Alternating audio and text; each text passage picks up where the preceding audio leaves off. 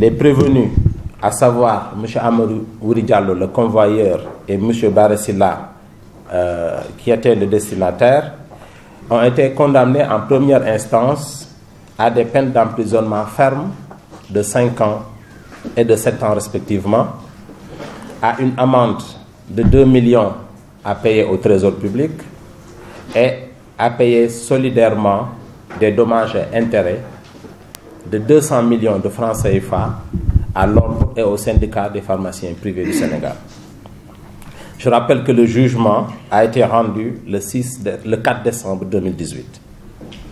Grande a été notre étonnement et notre surprise de voir M. Amadou Wuri Diallo bénéficier d'une grâce présidentielle au moment où le dossier en appel n'a pas encore été vidé.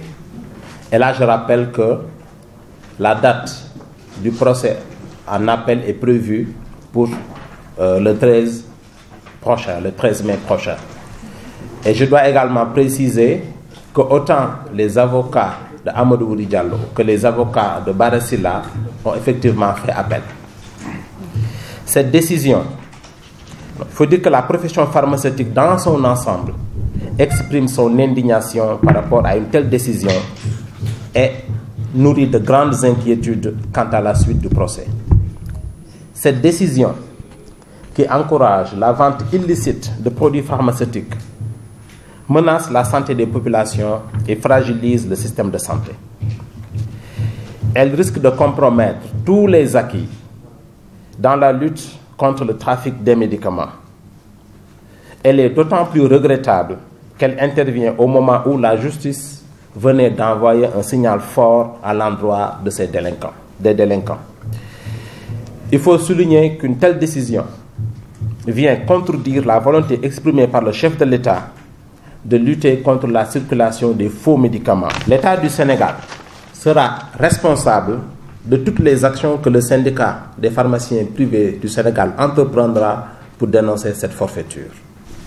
L'État qui est garant de la sécurité des médicaments, il faut le rappeler, l'a confié aux professionnels que nous sommes à travers le monopole pharmaceutique et qui fait de nous les seuls garants de la disponibilité de médicaments sûrs et de qualité, et tout cela pour le bien-être de nos concitoyens.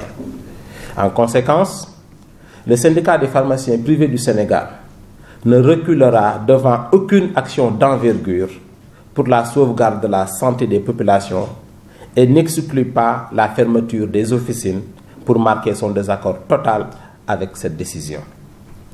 Le syndicat des pharmaciens privés exige de l'État du Sénégal la fermeture définitive et sans délai de tous les dépôts illégaux de Touba qui constituent, on veut parler de Touba, la plaque tournante de ce trafic du fait de l'impunité qui y règne. Le syndicat exige également la fermeture des points de vente illicites de médicaments sur toute l'étendue du territoire sénégalais et la ratification sans délai de la Convention Médicrime qui oblige les États signataires à ériger en infraction pénale la fabrication et le trafic de médicaments contrefaits et à durcir les sanctions.